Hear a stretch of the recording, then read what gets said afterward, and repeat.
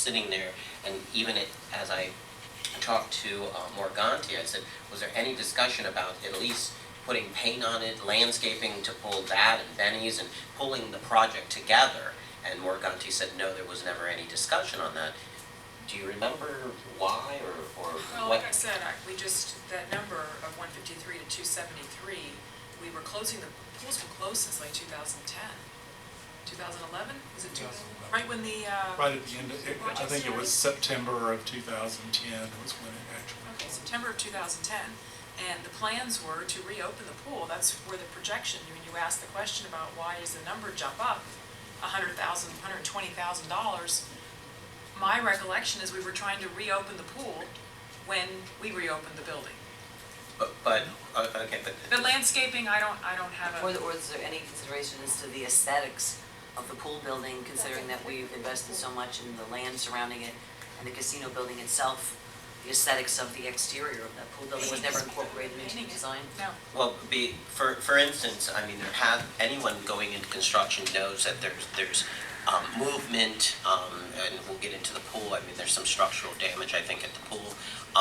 But for instance, when they took the sidewalk out of in front of the pool, the facing on the building fell off.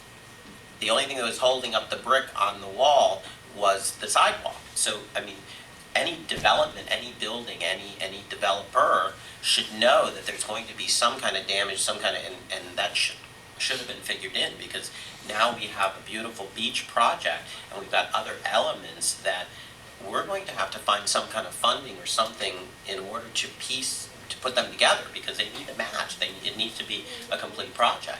Was the pool damaged?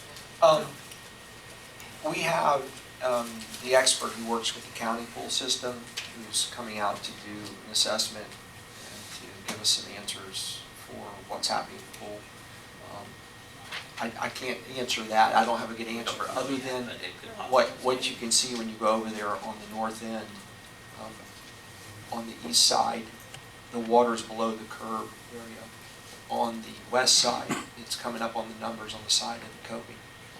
And so either the earth is starting to shift axis, or the water's level and the pool's starting to tip a little bit. So I don't know. I don't have an answer to that just yet. None of it's good news. Yeah, none of it's good news. I do have some recollection, but Mr. Mulvihill may have more, that the working on the pool was part of the contract with Greater Bay, and that was fraught with difficulties, I think would be a generous description of it. I don't know that addressed Mr. Amoroso's valid question. No, that was prior to.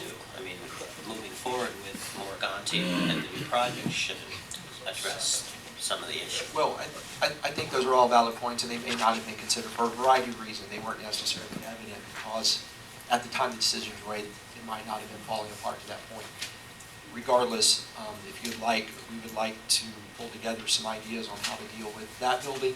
Yeah. And some different scenarios, and once we get the assessment back. Exactly. Let's wait for the assessment and see what... And look at that issue, and there may be some other ideas that staff can pull together for you to consider, but it's not something we have to address these.